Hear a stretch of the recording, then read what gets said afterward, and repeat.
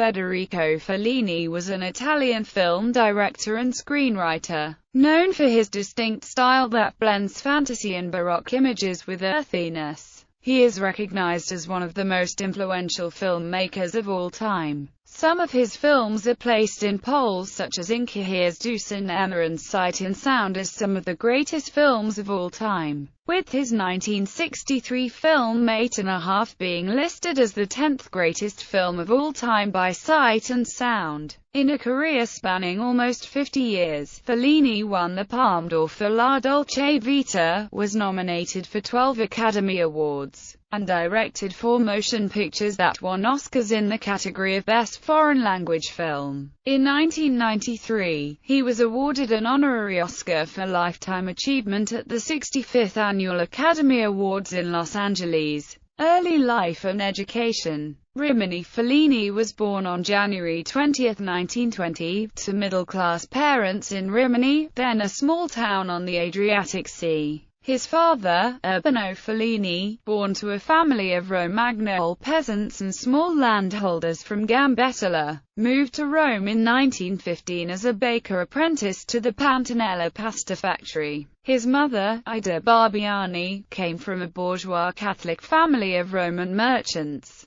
Despite her family's vehement disapproval, she had to elope with Urbano in 1917 to live at his parents' home in Gambettola. A civil marriage followed in 1918 with the religious ceremony held at Santa Maria Maggiore in Rome a year later. The couple settled in Rimini where Urbano became a traveling salesman and wholesale vendor. Fellini had 2 siblings, Riccardo, a documentary director for Rai Television, and Maria Maddalena. In 1924, Fellini started primary school in an institute run by the nuns of San Vincenzo in Rimini, attending the Carlo Toni public school 2 years later. An attentive student, he spent his leisure time drawing, staging puppet shows, and reading Il Corriere dei Piccoli, the popular children's magazine that reproduced traditional American cartoons by Winsor McKay, George McManus and Frederick Burr Upper. In 1926, he discovered the world of Grand Guignol, the circus with Pierino the Clown, and the movies.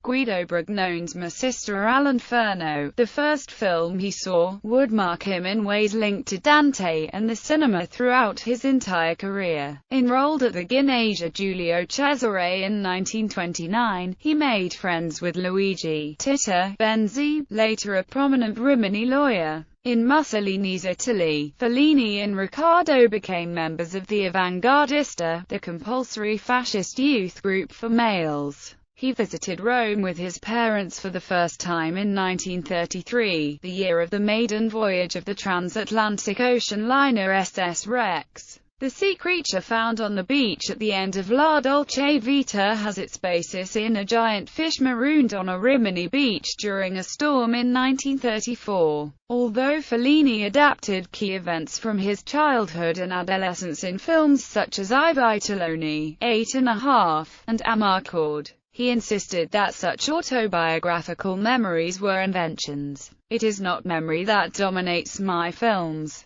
To say that my films are autobiographical is an overly facile liquidation, a hazy classification. It seems to me that I have invented almost everything. Childhood, character, nostalgias, dreams, memories, for the pleasure of being able to recount them. In 1937, Fellini opened Fabo, a portrait shop in Rimini, with the painter Demos Bonini. His first humorous article appeared in the Postcards to Our Readers section of Milan's Domenica del Corriere. Failing his military culture exam, he graduated from high school in July 1938 after doubling the exam. Rome in September 1939, he enrolled in law school at the University of Rome to please his parents. Biographer Hollis Alpert reports that there is no record of his ever having attended a class. Installed in a family pensioner, he met another lifelong friend, the painter Rinaldo Geleng.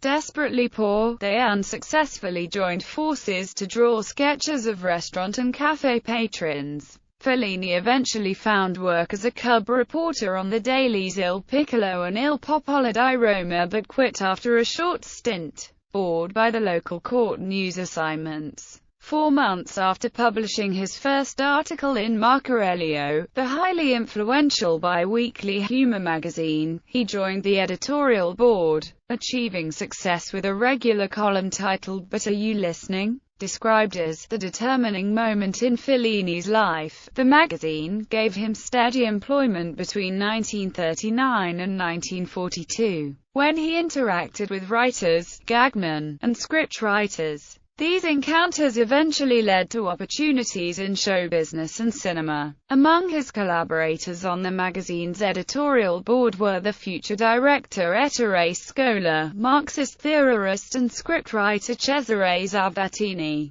and Bernardino Zapponi, a future Fellini screenwriter. Conducting interviews for Cinemagazzino also proved congenial. When asked to interview Aldo Fabrizi, Italy's most popular variety performer, he established such immediate personal rapport with the man that they collaborated professionally. Specializing in humorous monologues, Fabrizi commissioned material from his young protégé,